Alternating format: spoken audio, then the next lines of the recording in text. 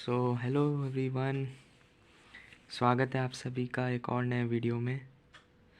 बहुत दिन बाद आज हम लोग वीडियो बना रहे हैं और ये हमारा नए साल का पहला वीडियो है जिसमें हम ये पहला टॉपिक हमारा है rising of British Raj and first freedom struggle.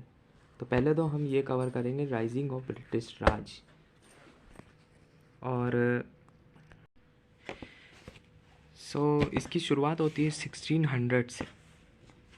इसमें सब पॉइंट टू पॉइंट लिखा हुआ है, इसमें आप देख भी सकते हैं। 1600 से ईस्ट इंडिया कंपनी ने अपना ये बिल्डअप कंपनी अपनी इस्टेब्लिश की मार्शेंट, जिसमें अपना उन्होंने बिज़नेस डेवलप किया, जिसमें जॉइंट स्टॉक कंपनी एक इनकी थी, जिसमें शेयर होल्डर जिसमें 125 शेयर होल्डर थे, जिन लोगों ने 70,000 पाउंड इन्वेस्ट किए।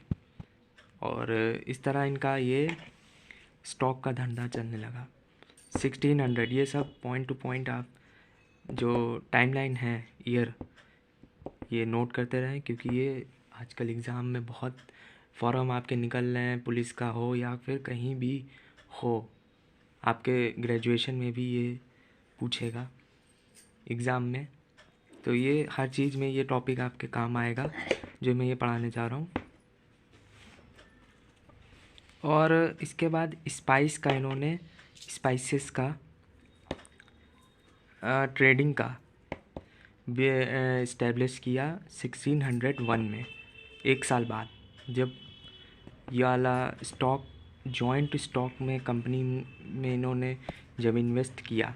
इसके बाद 1601 में स्पाइसेस का इन्होंने ट्रेडिंग का धंधा शुरू किया और इन्होंने फैक्ट्री इस्टेब्लिश की इंडोनेशिया में। 2 फैक्ट्रीज इस्टेब्लिश की इंडोनेशिया में। इसके बाद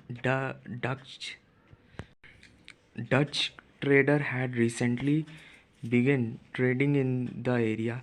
और डच कम ट्रेडर भी एक था इस लाइन में, शुरुआत में ट्रेडिंग कर रहा था इनके एरिया में।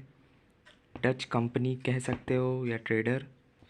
और मोर प्रॉफिटेबल, इनसे ज़्यादा भी प्रॉफिटेबल हो रहा था, ईस्ट इंडिया कंपनी से ज़्यादा इन लोग का प्रॉफिट हो रहा था, डच कंपनी का। ये सब जितना मैं पॉइंट टू पॉइंट बता रहा हूँ सब नोट करते जाओ, या फिर जितना ये दिख रहा है ये सब का स्क्रीनशॉट भी ले सकते हो। They had more money and better army. तो ये किसकी बात हो रही है? ये हो रही है डच कंपनी की। उनके पास पैसा भी था और आर्मी भी थी अच्छी, ईस्ट इंडिया कंपनी से भी अच्छी थी। With the time they became dominant power in the area. और समय में उनके पास डोमिनेंट पावर थी। अब आते हैं 1608 में। 1601 में का टाइमलाइन चल रहा था। और अब सीधे 7 साल बाद ईस्ट इंडिया कंपनी आती है अब इंडिया, और वहाँ पहुँचती है सूरत, गुजरात में। तो उस समय मुग़लों का शासन चल रहा था इंडिया में। मुग़ल आर्मी और मुग़ल के टोटल आर्मी उस समय 4 मिलियन आर्मी थी। और ईस्ट इंडिया के जो कैप्टन थे उस जहाज़ के, जिस जहाज़ से वो लोग आए हैं, उनके थे विलियम हॉकिंस। कौन थे? William Hawkins. Travel a long way to Surat to Agra. और फिर उन्होंने सूरत से आगरा तक का सफ़र तय किया। और आगरा क्या है? Agra capital of Mughal empire. Agra उस वक्त का मुग़ल एम्पायर था, ये सब ध्यान रखना। जहाँ पे विलियम हॉकिन मुग़ल एम्पायर, वहाँ के थे जहांगीर, उस समय के जहांगीर गद्दी पे थे। और वो उनसे विलियम हॉकिन जहांगीर से परमिशन मांग रहे थे कि फैक्ट्रीज़ की परमिशन मांग रहे थे कि हम सूरत में क्या फैक्ट्रीज़ इस्टेब्लिश कर सकते हैं, लेकिन जहांगीर ने उन्हें मना कर दिया कि पोर्चुगीज़ से उनके रिलेशनशिप बहुत ही अच्छे थे, इसीलिए ईस्ट इंडिया कंपनी को उन्होंने रिजेक्ट कर दिया। उनसे कहा कि आप चले जाओ, यहाँ हम आपको परमिशन नहीं देंगे। East India Company trader decided to move to other area in India. East India Company ने सोचा कि हम कहीं और चलते हैं, इंडिया के किसी और जगह। Territory not controlled by Mughal, मतलब उस जगह चलते हैं जहाँ पे मुग़लों का शासन ना हो। अब 3 साल बीत जाते हैं। 1611 में East India Company set up there first factory in Andhra Pradesh. Andhra Pradesh में कहा मछली मंडी में इनकी एक फैक्ट्री इस्टेब्लिश सेटअप हो जाती है और वहाँ के लोकल रूलर ने उन्हें परमिशन दे दी थी। और आने वाले कुछ वक्त में 1 साल में ही उनकी प्रॉफिट हुआ और भी कम फैक्ट्रीज़ इस्टेब्लिश्ड हुई। 1612 में वो वापस आते हैं Surat and declare a war against Portuguese trader. और इस बैटल को कहा जाता है battle of Swally. And Portuguese ये बैटल बहुत बुरी तरीके से हार जाता है। East India Company biggest player बन जाती है इंडिया सम कॉन्टिनेंट की। और 3 साल बाद 1615 में ईस्ट इंडिया कंपनी रिक्वेस्ट करती है इंग्लिश किंग जेम्स वन, मतलब ईस्ट इंडिया कंपनी, मतलब ब्रिटिश के समय उनके जो राजा थे इंग्लिश किंग जेम्स वन थे। टाइमलाइन क्या है? 1615। वो उनसे कहते हैं कि आप एक ऐसे रिप्रेजेंटेटिव को भेजें जो मुग़ल एम्पायर से बात करे और वो हमें परमिशन दे दे सूरत में फैक्ट्री एक्सटेब्लिश करने के लिए। तो जेम्स वन अपने तरफ से एक बंदे को भेजता है, English crown sir Thomas Roe, वो उन्हें भेजता है। When sir Thomas meet Jahangir, तो वो उनसे मिलता है जहांगीर से। और पहले तो वो उन्हें बहुत ही भव्य उन्हें गिफ्ट देता है, उपहार देता है इतने अच्छे कि जहांगीर ये देख के बहुत ही इम्प्रेस हो जाते हैं और वो उन्हें परमिशन दे ही देते हैं। Permitted to set up factories in Surat. East India Company was given some, और कुछ राइट्स भी उन्हें दे दिए गए। Only East India Company can trade in exchange of annual payment to the Mughal empire, और वो उन्हें उसके बदले एनुअल पेमेंट देंगे मुग़ल एम्पायर को। फाइनली इस्टेब्लिश्ड हो जाती उनकी कंपनी फैक्ट्री सूरत में। अब आने वाले कुछ फ्यू डेकेड में, मतलब 10 साल बाद तक उनका सब कुछ ठीक चल रहा है। फैक्ट्रीज़ भी इस्टेब्लिश्ड हो गई मद्रास में, अहमदाबाद, मुंबई, बॉम्बे, आगरा, पटना। उनका जो बिज़नेस था वो भी बहुत ही प्रॉफिट में जा रहा था।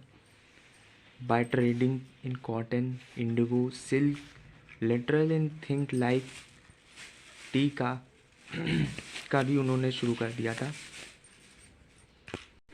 So now factories western coast and southeastern coast of the Indian subcontinent, they now wanted to establish their factories all over Mughal territory. अब वो लोग चाहते थे कि पूरे मुग़ल एम्पायर में वो अपनी फैक्ट्रीज इस्टेब्लिश कर लें, especially in the East Bengal. Bengal में तो वो करना ही चाहते थे, ईस्ट में जो बंगाल था। Bihar and Orissa combined with Bengal, उस समय जो बिहार और उड़ीसा था वो बंगाल के हिस्से में ही था। तो अब टाइमलाइन आ जाती है 1670, जब इंग्लिश किंग थे चार्ल्स सेकंड थे। 1615 में कौन थे? 1615 में जेम्स वन थे, और अब 1617 में Charles second granted to right to East India Company. उन्हें ग्रांटेड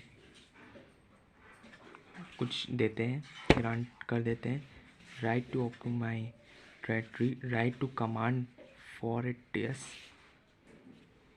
और मेंट मनी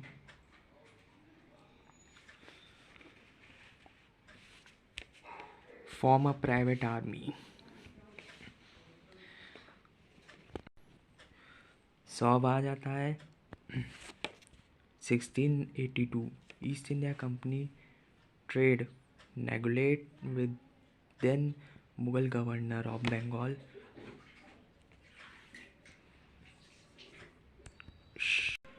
तो जो वहाँ के गवर्नर थे, मुगल गवर्नर शाइस्ता खान से वो बातचीत कर रहे थे।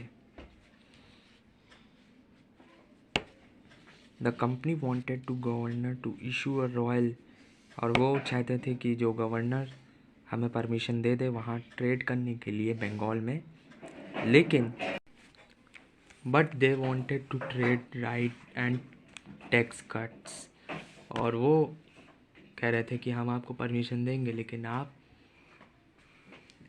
टैक्स जो है, but they wanted to trade right and tax cuts, और उनके टैक्स काट देता है गवर्नर शाइस्ता खान।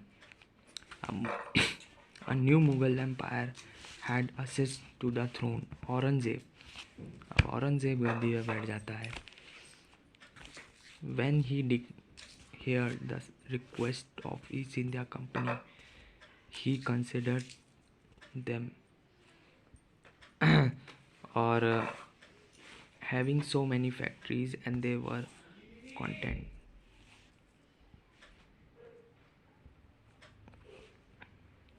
और मुग़ल जो औरंगज़ेब को पता चलता है तब, और वो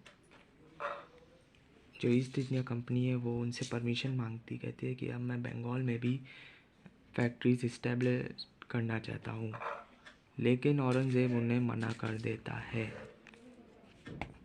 नॉट एंग्री, और वो उन्हें रिजेक्ट कर देता है कि हम आपको परमिशन नहीं देंगे बंगाल में फैक्ट्रीज इस्टेब्लिश करने के लिए।